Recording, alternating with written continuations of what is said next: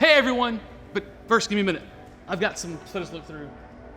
I love taking some good selfies. I'll tell you what, my girl Addie, she's great at taking selfies. But, oh, hang on, that's a keeper. All right, now, silly photos can be a lot of fun, and I love taking photos with my family, but what are we talking about again this summer?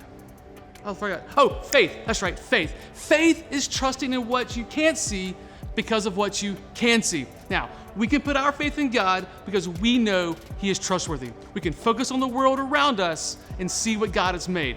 We can take a closer look and see how He's worked in our lives, in the lives of our friends and our families, and the people throughout history. That helps us trust Him. Now, there's a guy we could read about in the Bible who went through a lot of wild things in his life. And we talked about a lot of those wild things in the past. And this guy I'm talking about, his name is Paul. Now, Paul had some crazy things happen to him. It seemed like he was always in danger because he talked so boldly about who Jesus was. Check this out.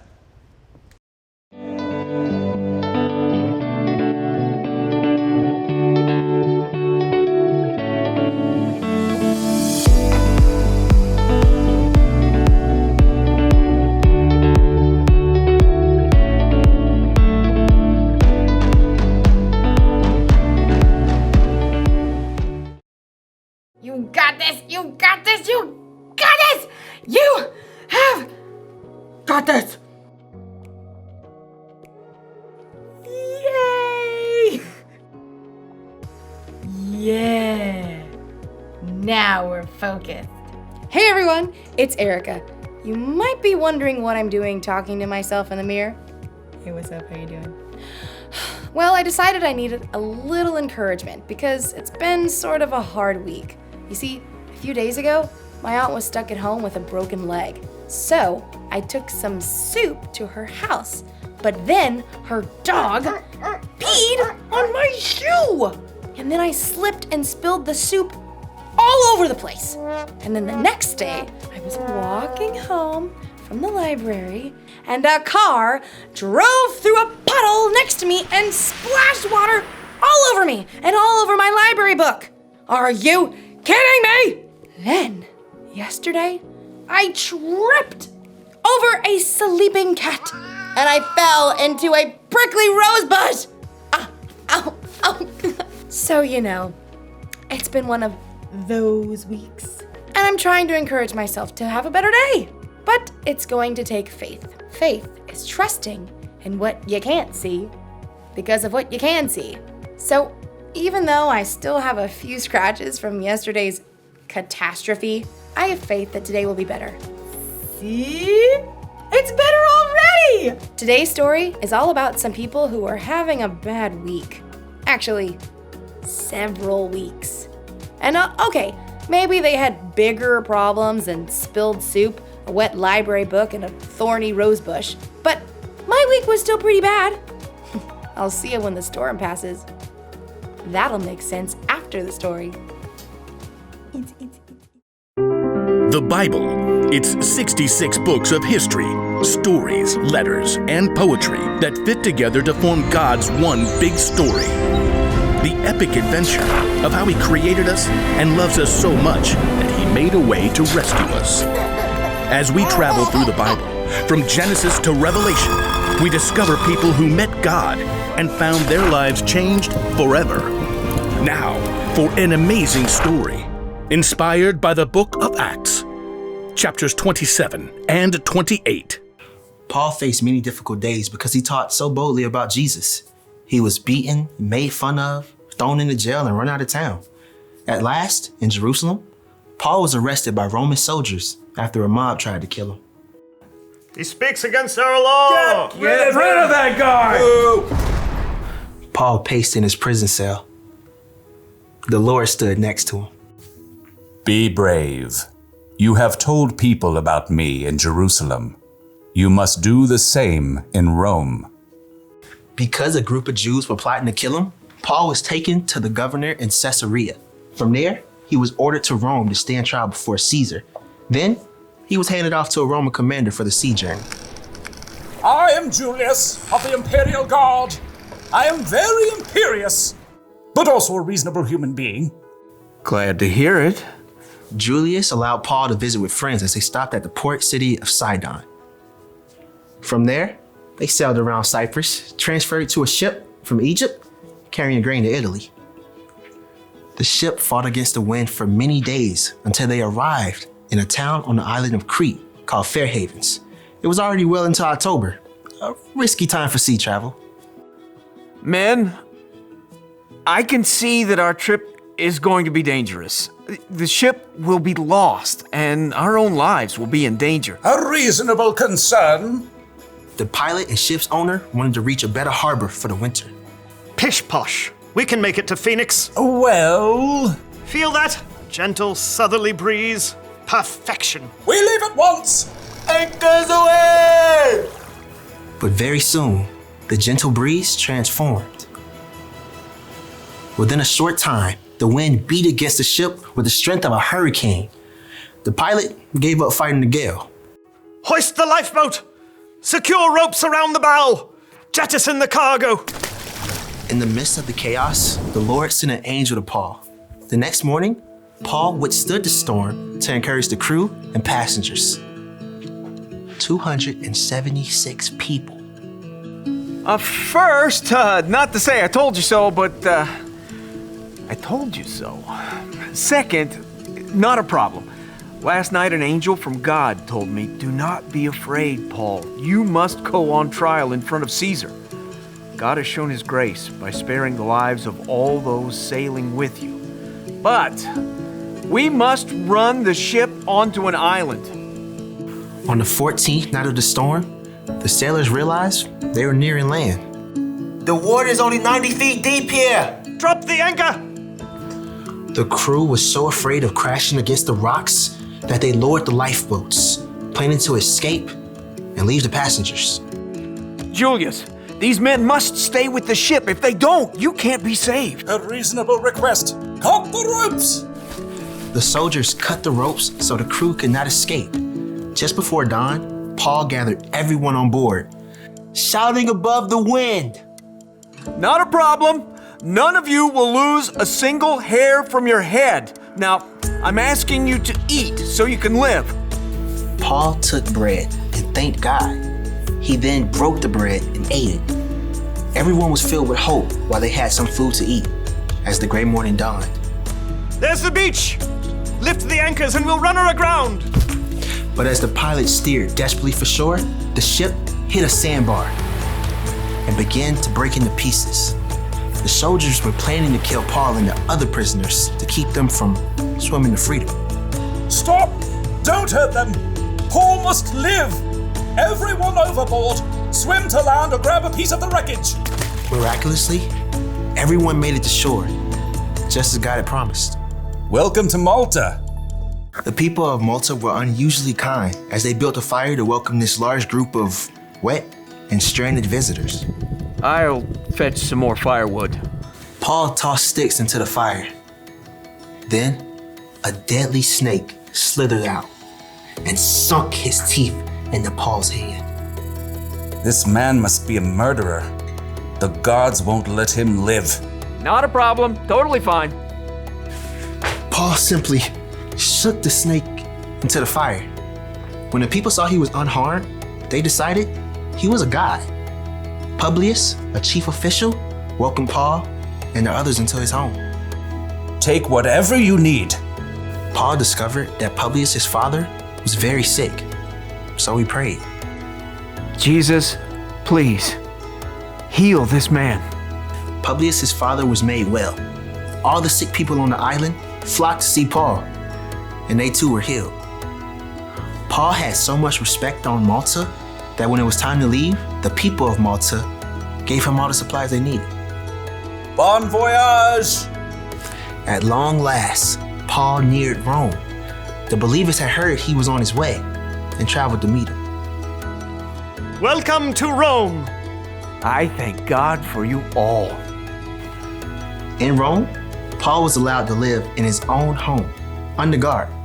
For 2 years, he welcomed anyone who came to see him. He told Jews and Gentiles alike the good news of Jesus, just as God promised he would. So, a shipwreck is probably worse than tripping on a cat, but a bad week is a bad week. And the important thing to realize is that we all have problems, and we all get to choose how we react to those problems. Paul chose to trust that God was with him no matter what he was going through. You see, Paul understood that God had a bigger plan. Ever since Paul came to know Jesus as God's son, he had devoted his life to telling others about Jesus. And Paul knew that no matter what problems he faced, they were worth it if it helped him spread the good news of Jesus to the world. So Paul didn't necessarily focus on the storm, the shipwreck, and the snake bite like they were problems. Instead, he trusted that God was leading him somewhere. He trusted that God had a plan. And Paul's not the only person who can change focus like that. We can too! When we hope and trust in Jesus, it can change how we look at our problems. That's the one thing to remember today. Knowing Jesus changes the way you see your problems. When you're having one of those weeks, or months, or years, or whenever we have a problem, sometimes the bad stuff is all we can focus on. But when you know that God has a plan and that Jesus is always with you, it can help take the focus off yourself and put your focus on Him. Whenever you're facing tough situations, remembering that God is with you can make it less hard or scary. So don't forget, God has got this. See you next time. Bye.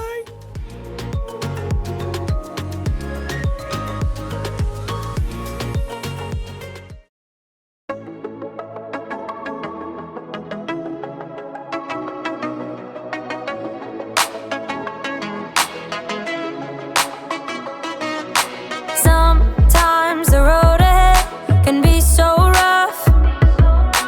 You are the reason why I don't give up. 'Cause even when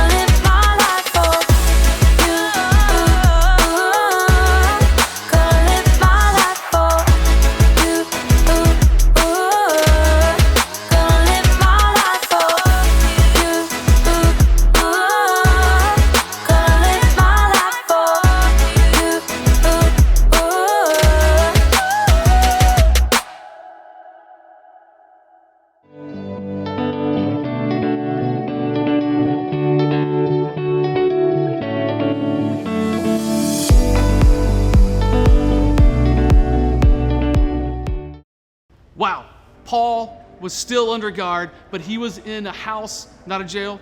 He spent 2 years telling people about the good news of Jesus. There were so many times along the way when Paul could have given up. He faced storms, angry mobs, people trying to kill him, being arrested, and even bitten by a snake. Always this one. But through all of his problems, Paul never gave up. He knew this, that knowing Jesus changes the way you see your problems. Paul didn't see his problems as something that would stop him. He knew that Jesus was always with him through the good and the bad times along the way.